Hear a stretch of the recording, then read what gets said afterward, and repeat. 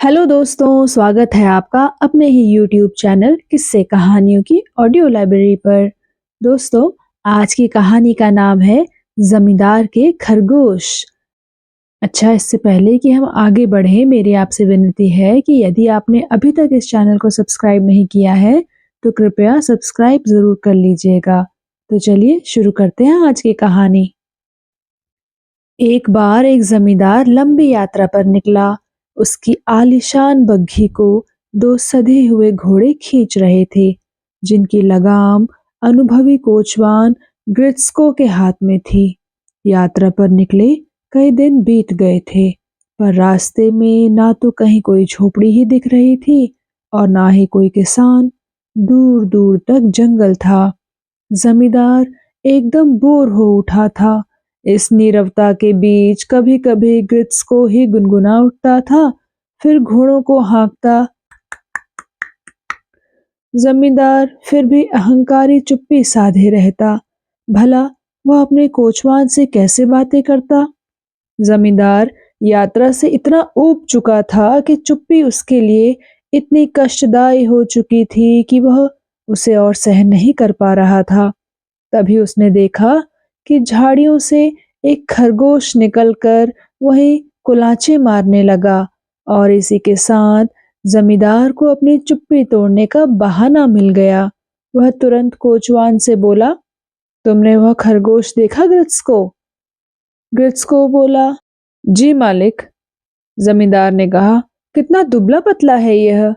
ग्रित्स को ने फिर उदासीनता से ही जवाब दिया, जमींदार बोला, मैंने कभी इतना मरघल्ला खरगोश नहीं देखा। एक बार विदेश गया था तो वहां से कुछ खरगोश ले आया था। उन्हें मैंने अपने जंगलों में छोड़ दिया। फिर तो वे इतनी तेजी से बढ़ने लगे कि पूरा जंगल ही उनसे भर गया। जमींदार ने अपने दोनों हाथों को फैलाकर कहा। ग्रिस्को ने आश्चर्य के भाव से कहा, ओहो। फिर जमींदार बोला, फिर मेरी समझ में नहीं आ रहा था कि आखिर मैं उनका क्या करूं, तो मैंने कुछ हंकवैये बुलाए, जिन्होंने खरगोशों को मेरी ओर हाँकना शुरू कर दिया। वे हजारों की संख्या में थे। सुन रहे हो ना ग्रिट्स को? अनमयस कोचवान को लगभग झकझोरते हुए जमींदार ने कहा। ग्रिट्स को अभी भी उनकी बात को कोई तवज्जो नहीं दे रहा था और बोला, जमींदार बोला, फिर मैंने खरगोशों को मारना शुरू कर दिया और लगभग सैकड़ों मार डाले। तुम्हें विश्वास नहीं हो रहा होगा ना? जमींदार ने आश्चर्य के भाव से उसे देखते हुए कहा। ग्रित्स्को ने आखिर अपना मौन तोड़ा। बोला, मुझे क्यों नहीं होगा, कभी कभी ऐसी बातें भी हो जाती हैं। जमींदार एक लंबी सांस लेकर बोला, हाँ तो ग्रित्स्को, मैं कह रहा था, मारे गए खरगोशों में एक इतना बड़ा था कि समझ लो एक भरी पूरी भेड़ के बराबर। और जब मेरे आदमियों ने उसका मांस निकालना शुरू किया तो 50 किलो से कम नहीं निकला होगा। इस तरह के खरगोश थे मेरे पास। शेखी बघाड़ते हुए जमींदार ने कहा। ग्रित्स को अभी भी जमींदार की बातों में कोई रुचि नहीं ले रहा था। बोला, हो सकता है इतना मांस रहा हो। जमींदार अभी भी बोले ही जा रहा था। आगे बोला, तो ग्रिस्को, समझ लो सभी खरगोशों में से कितना मांस निकला होगा। ग्रिस्को चुपचाप मालिक की बात सुन रहा था। अचानक वह चिल्लाकर घोड़ों से बोला, संभल कर, हम जल्दी ही उस पुल पर पहुंचने वाले हैं जो झूठ बोलने वालों के भार से टूट जाता है। और इसी के साथ उसने घोड़ों पर चाबुक फटकार दिया। झूठ बोलने वालों के भार से टूटने वाले पुल की बात सुनकर जमींदार की घिघी बंधने लगी।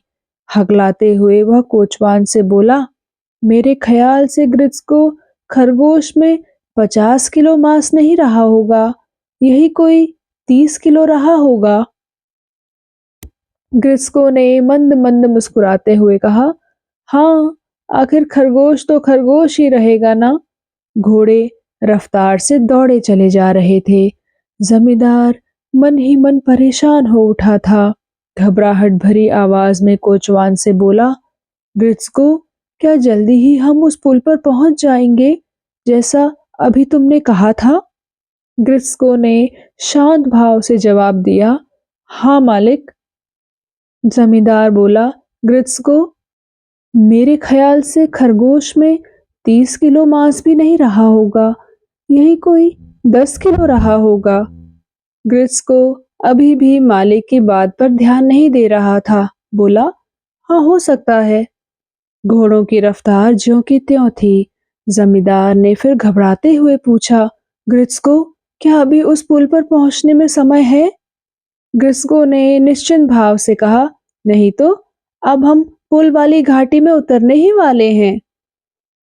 जमींदार ने अब हौले से कहा, घोड़ों को इस तरह मत हाँको ग्रिस्को, इन्हें इतना तेज दौड़ाने की क्या जरूरत है? आखिर ये भी तो जीव हैं, थक गए होंगे। उसके चेहरे पर पसीना चुहचुहा आया था।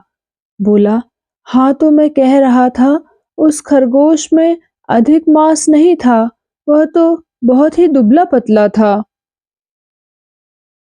तभी उत्साह के साथ आगे की ओर इशारा करते हुए ग्रिस्को ने कहा, अरे छोड़िए भी उसे, लीजिए घाटी आ गई। जमींदार अब हकलाने लगा।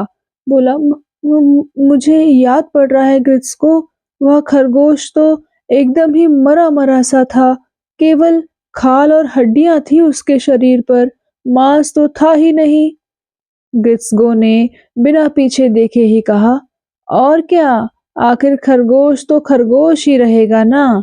घाटी में पहुंचकर जमींदार ने इधर उधर देखा, फिर चिंता के साथ ही आश्चर्य के साथ कोचवान से पूछा, लेकिन वह पुल कहाँ है ग्रिस्को, जिसका जिक्र तुम कर रहे थे?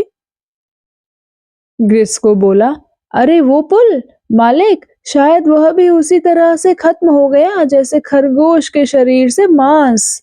और इतना कहकर ग्रिस्को ने घोड़ों पर चाबुक फटकार दिए। घोड़े हवा से बातें करने लगे। तो दोस्तों, कैसी लगी आपको ये कहानी और आपने इस कहानी से क्या सीखा? कृपया कमेंट सेक्शन में आकर जरूर बताइएगा।